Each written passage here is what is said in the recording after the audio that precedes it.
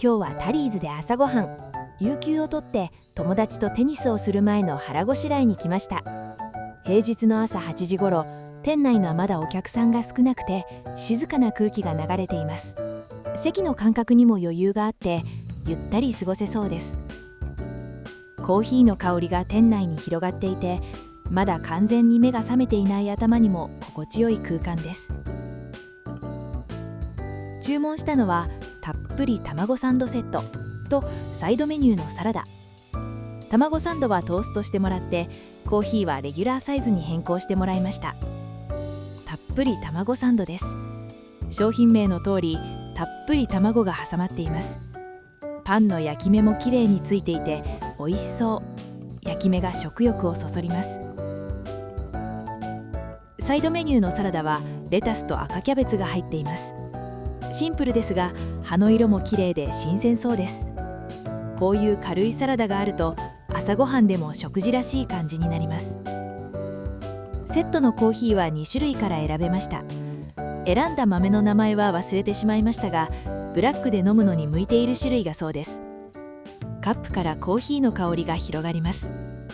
それではいただきます。まずはコーヒーから。カップを近づけると香りがふわっと広がります。口に含むと苦すぎず飲みやすい味。苦みが強すぎることもなく、ブラックのままでスルスルと飲める口当たりです。最近は寝不足で少し体が重かったのですが、これでシャキッと目が覚めそうです。温かいコーヒーをゆっくり飲むと体が少しずつ起きてくる感じがします。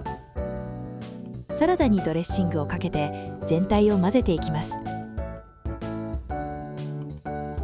今日もベジファーストでサラダから。レタスが新鮮でシャキシャキ感が良いです。ドレッシングはプラントベースドドレッシングという名前ですが、何味なのかはよくわかりません。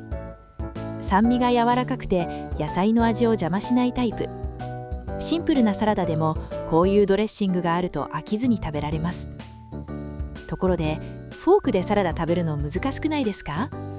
刺したつもりが全然ついてこなかったり、逆にどっさり持ち上がってきたり、ドレッシングが跳ねないように気をつけていてもいつの間にか指先にまでついてたりして、サラダを食べるたびにやっぱりお箸が欲しいと思ってしまいます。日本人の食事道具としてお箸の万能さを改めて感じます。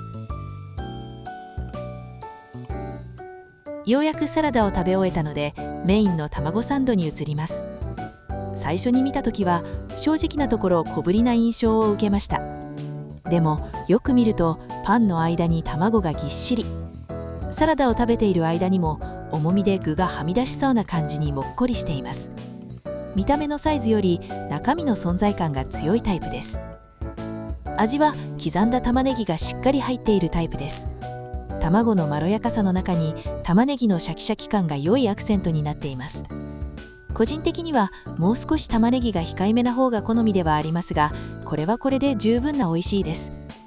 卵のまろやかさの中に玉ねぎの食感が混ざると、口の中の変化が続いて最後まで飽きずに食べられます。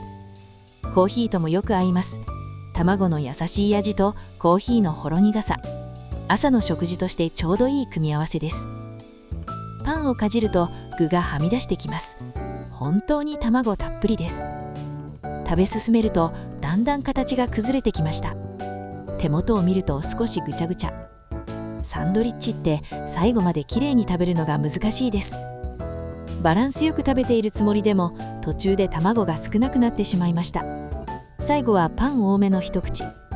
これはもう私の食べ方が下手くそなだけかもしれません。具が多いサンドイッチほど食べ方の技術が試される気がします。最初はサンドイッチが小さいなと思ったけど、食べてみると具だくさん。見た目以上に満足感があります。お腹もいい感じに満たされました。この後すぐ運動するので体が重くなりすぎないちょうどいい満腹感です。コーヒーを飲み終える頃には頭もすっきりしてきました。お会計は960円。朝の静かな時間に温かいコーヒーと手作り感のあるサンド。なんてことない朝ごはんですが、こういう時間が一番贅沢なのかもしれません。食べた分、これからテニスでしっかりエネルギーを消費してきます。ごちそうさまでした。